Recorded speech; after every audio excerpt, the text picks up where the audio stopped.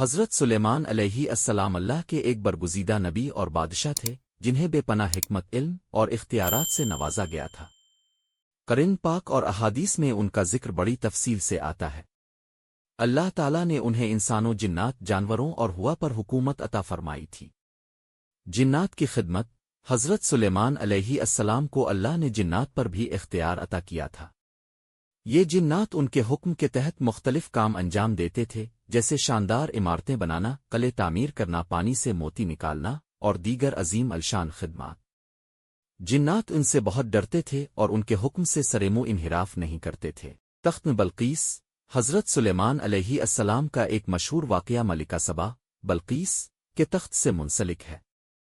جب انہوں نے ملکہ کو توحید کی دعوت دی تو اس کا عظیم الشان تخت ان کے دربار میں پلک جھپکتے میں حاضر کر دیا گیا۔ یہ واقعہ حضرت سلیمان علیہ السلام کی اللہ کی عطا کردہ طاقتوں اور جنات کی فرمانبرداری کا منہ بولتا ثبوت ہے۔ جنات اور موت: قرآن مجید میں بیان کیا گیا ہے کہ حضرت سلیمان علیہ السلام ایک دن اپنی لاٹھی پر ٹیک لگائے عبادت کر رہے تھے اور اسی حالت میں ان کی روح قبض کر لی گئی۔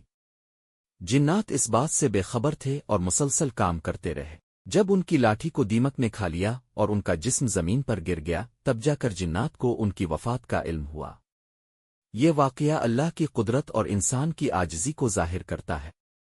جنت کا ذکر: حضرت سلیمان علیہ السلام کا ذکر جنت کے تناظر میں بھی کیا جاتا ہے، کیونکہ وہ دنیاوی طاقتوں کے باوجود ہمیشہ اللہ کی رضا کے طلبگار رہے۔ انہوں نے کبھی اپنی بادشاہی یا اختیارات پر غرور نہیں کیا اور ہمیشہ تواضع اور انکساری کا مظاہرہ کیا۔ ان کی زندگی کا یہ سبق ہمیں بتاتا ہے کہ جنت صرف انہی لوگوں کا مقام ہے جو دنیا میں عاجزی اور اللہ کی عبادت میں وقت گزارتے ہیں۔ حضرت سلیمان علیہ السلام کی داستان ہمیں یہ سبق دیتی ہے کہ انسان چاہے کتنا ہی طاقتور کیوں نہ ہو، اسے ہمیشہ اللہ کی بندگی اور اس کی مخلوق کی خدمت کرنی چاہیے، کیونکہ یہی راستہ جنت کی طرف لے جاتا ہے۔